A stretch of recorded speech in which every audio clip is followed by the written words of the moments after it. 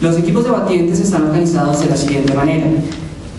En la bancada de gobierno, representado al Centro de Investigación y Docencia Económica CIDE, como capitán el señor Jorge Puma Crespo.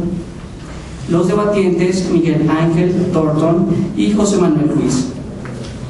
En la bancada de oposición, representando a la Corporación Universitaria Minuto de Dios, como capitán se encuentra la señora Yadira Sánchez Velandia y los debatientes Alejandro Vázquez de Alba y Marcela Zuluaga. En esta ocasión, como jurado, nos acompañan Zuli Usme, lingüista de la Universidad Nacional de Colombia, docente de la Fundación Universitaria en Pau.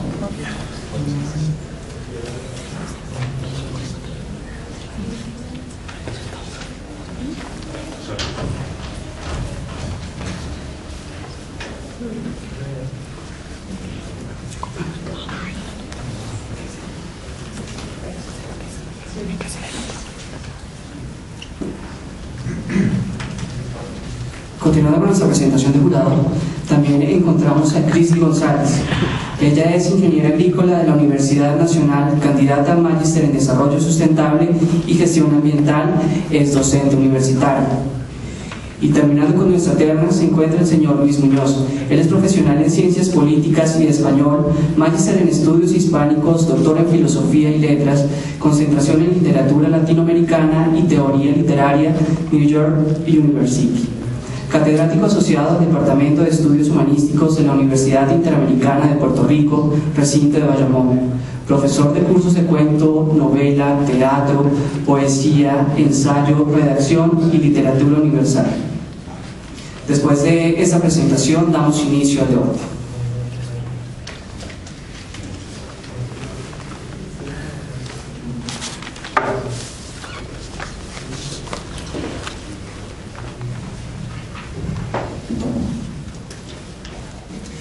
Buenas tardes, honorables miembros del jurado, respetable mesa contraria y público que nos acompaña.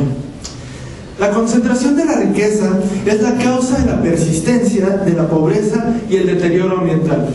Primeramente, ¿qué entendemos por concentración de la riqueza?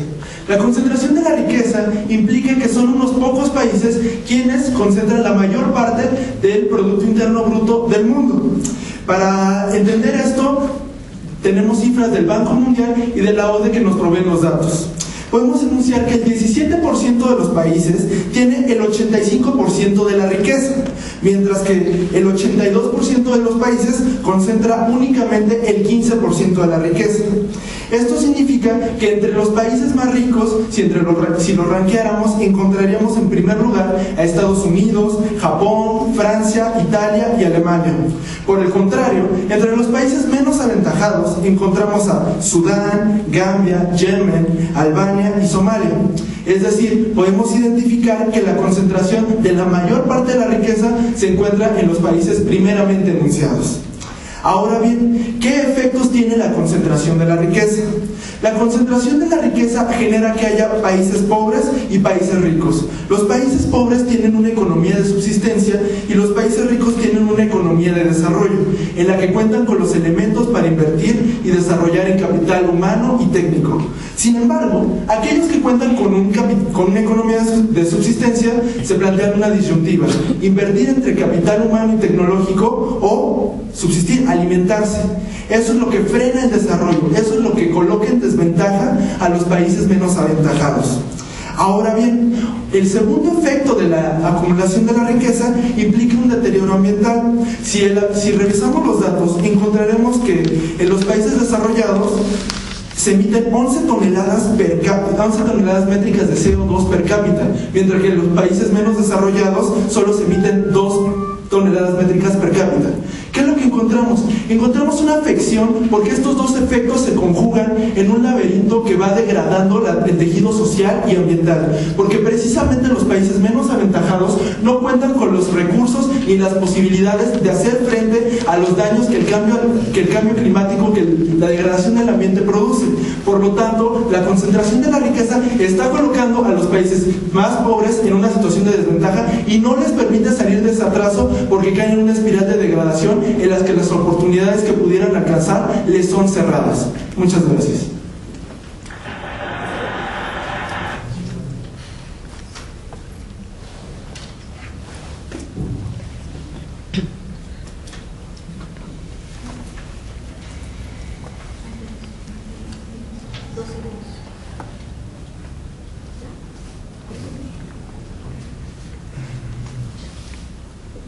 Cordial saludo. Ya que ustedes exponen que o defienden la concentración de la riqueza como una causa de la persistencia de la pobreza y el deterioro ambiental, quiero saber ustedes cómo nos explican, digamos, por ejemplo, la razón de que un país como Corea del Sur haya salido de ser un país en vía de desarrollo a país desarrollado gracias a la concentración de la riqueza, gracias al crecimiento económico que es sinónimo de concentración de riqueza. Si nosotros evaluamos los modelos de crecimiento de los tigres asiáticos, encontraremos que el modelo que ellos han seguido es de infraconsumo. Es decir, la producción que ellos realizan les permitiría tener cierto nivel de consumo. Sin embargo, la economía se ha ajustado para establecer consumo por debajo de esos niveles. Es decir, hay un gran nivel de ahorro, pero las consecuencias sociales es que su gente no aumenta su poder adquisitivo y no mejora la situación social, precisamente porque se está generando un capital estancado. No hay realmente una evolución entre el tejido social y el contenido económico. Aunado a lo anterior, la experiencia de los tigres asiáticos es una experiencia específica que no refleja la situación de las tendencias, porque las tendencias nos implican una permanencia de cierto efecto durante el tiempo. Los tigres asiáticos no reflejan esa tendencia, que es a lo que nos remite la posición de este debate. Gracias.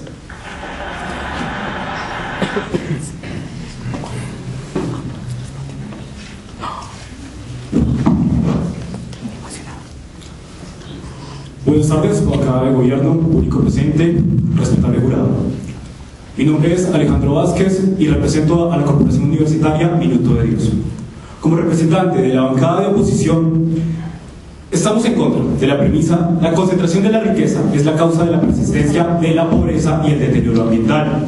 Consideramos que la concentración de la riqueza, si bien ha sido promotor a través del crecimiento económico, la productividad, a través de la empresa, de la superación de la persistencia y de la pobreza y el deterioro ambiental, en este caso consideramos que no es causa de estos factores que he indicado. Encontramos que la mayor parte de la reducción de la pobreza en las sociedades capitalistas está dado por el crecimiento económico, impulsado principalmente por los sectores más ricos de las sociedades. En el desarrollo de nuestros argumentos en este debate, vamos a desarrollar 3 factores y causas que son persistentes de la pobreza y el deterioro ambiental. El primero, el factor de la corrupción, seguido por el factor del asistencialismo social. Y en un tercer lugar, el tema de la ausencia de políticas económicas que sean coherentes e integrales con el desarrollo social. Desarrollando nuestro primer argumento, encontramos que el factor de la corrupción es un círculo vicioso en las sociedades donde hay pobreza. Encontramos en el IPC, el índice de percepción de corrupción del año 2010, que coincidencialmente las sociedades más pobres son las más corruptas. En este índice encontramos países: Somalia, Haití, Afganistán, Irak e incluida Venezuela dentro de los primeros países de Sudamérica, países donde aumenta la pobreza o donde hay un porcentaje de pobreza bastante alto. Dentro de nuestro siguiente factor que causa y que es causante de la percepción de la pobreza y del deterioro ambiental, encontramos el asistencialismo social. Encontramos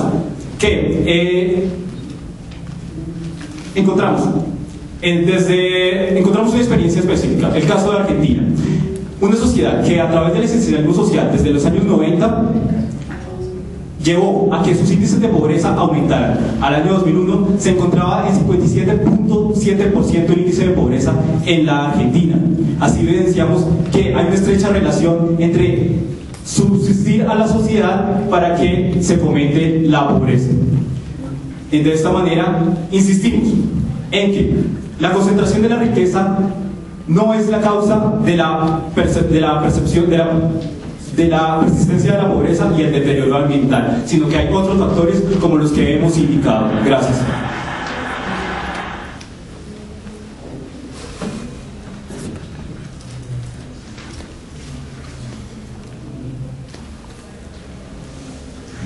Compañero, usted presenta 3 posibles alternativas por las cuales aceptar cómo se llega a la pobreza.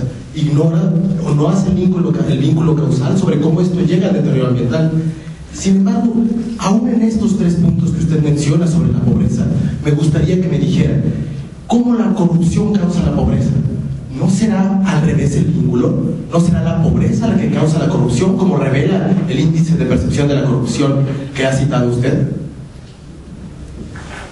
Agradecemos a la bancada de gobierno por su pregunta y me permite exponer una afirmación de Judith Lavette, presidenta de la Organización Transparencia Internacional, quien afirma que en los países más pobres los niveles de corrupción pueden significar la diferencia entre la vida y la muerte, si lo que está en juego es el dinero para hospitales, para la preservación del medio ambiente o para la educación de niños. De esta manera vemos cómo desde la corrupción se pierde el dinero para preservar nuestras áreas tropicales. En otro caso, ya en el tema de asistencialismo social respecto a la preservación del medio ambiente, hay una estrecha relación respecto a cómo desde la pobreza se deteriora el medio ambiente. Lo vemos como en nuestras ciudades, a través de la explotación de la periferia, perdemos nuestros cerros, en el caso de Bogotá, y en otras ciudades de Latinoamérica. Gracias.